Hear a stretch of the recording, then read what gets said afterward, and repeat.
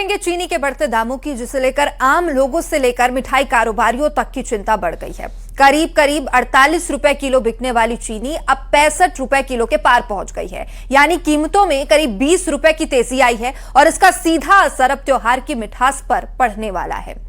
बता दें कि छत्तीसगढ़ में चीनी के दाम करीब 20 रुपए बढ़ा दिए गए हैं। पहले 48 रुपए चीनी मिलती थी और अब यह बढ़कर 68 से 70 रुपए प्रति किलो हो गई है। राखी पर अब मिठाई की लागत भी महंगी हो जाएगी। लागत में बढ़ोतरी होगी, जिसके बाद मैदा, बेसन, मावा, दूध और ड्राई फ्रूट्स भी महंगे होंगे। बढ़ती महंगाई से मिठाई कारोबारियों की चिंता बढ़ गई है। आने वाले दिनों में और तेजी की आशंका है। बता दें कि चीनी के बढ़ते दामों पर सरकार का यह बड़ा फैसला है। 10 लाख टन चीनी का ड्यूटी फ्री आयात 31 अक्टूबर तक बिना शुल्क के कच्ची चीनी लाई जाएगी और बाजार में चीनी की सप्लाई बढ़ाने की सरकार तैयारी में है। बड़े खरीदारों के लिए स्टॉक पर भी सरकार ने सख्ती बरती है। 10 टन से ज्यादा खपत पर 15 दिन की स्टॉक लिमिट लगाई गई है।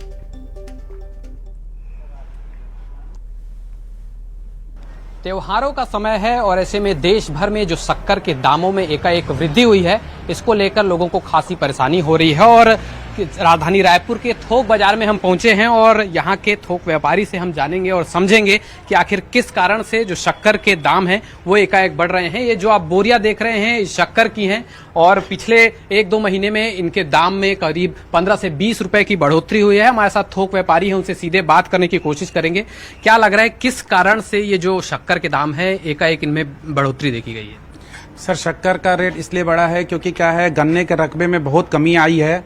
गत वर्षों में शक्कर का मूल्य न बढ़ने की वजह से किसानों का मोह कम होता गया और उन्होंने गन्ने की खेती कम करते गए, जिसके कारण अब मिलों में शक्कर की उपलब्धता काफ़ी कम हो चुकी है। और शक्कर के कास्टिंग पहले से मिलों को लॉस में व्यापार हो रहा है। उनको घर की लागत पड़ती है 50 से 55 रुपए किलो, जिसको वो 40 रुपए किलो बेच रहे थे और नुकसान पे चल रहे थे। सरकार भी कोशिश कर रही है कि दामों में जो है वो गिरावट लाई जाए, उसके लिए जो है तमाम प्रयास किए जा रहे हैं। क्या लगता है, इससे आने वाले समय में इसमें बढ़ोतरी होगी या थोड़ी कमी देखने को मिलेगी? सरकार ने बहुत अच्छा प्रयास किया है। 10 lakh metric ton raw sugar मंगवाई है और वह समय पे आ जाएगी और इस स्थिति पे काफ़ी कंट्रोल आ जाएगा। पर फिलहाल इसमें 2-3 रुपए किलो और बढ़ने जैसा लगता है। बातचीत में आप बता रहे थे कि लंबे समय से जो शक्कर के दाम हैं वो बढ़े नहीं है, करीब 10-15 साल से। क्या उसका भी असर इसको माना जा सकता है? उसका बहुत बड़ा असर है। रेट न बढ़ने की वजह से गन्ने का रकबा घटा और शक्कर के उत्पादन लागत बढ़ती गई, जिसकी वजह से मिल वाले और किसान दोनों लॉस में थे, जिसकी वजह से इसका रेट बढ़ना तय था।